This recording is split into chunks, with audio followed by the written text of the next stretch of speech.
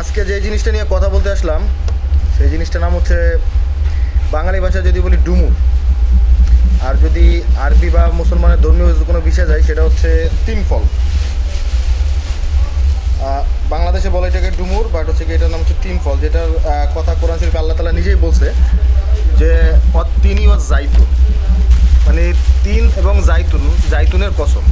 তো সেই জিনিসটা এখন আসলে বাংলাদেশে এগুলো সবাই আসলে দেখে না। তো যাক, আমার মানে সৌভাগ্য হলো এটা দেখার। এটা হচ্ছে মেড ইন স্পেন, সৌদির না, মেড ইন স্পেনের। কিন্তু ব্যাপারটা হচ্ছে গিয়ে এই যে ফলটা, এই ফলটার নামটা কোরআন শরীফে আসছে যে তিনি ও জাইতুন।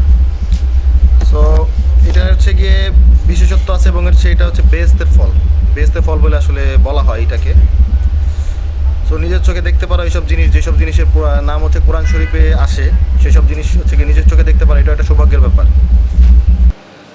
সো সবাই ভালো থাকেন।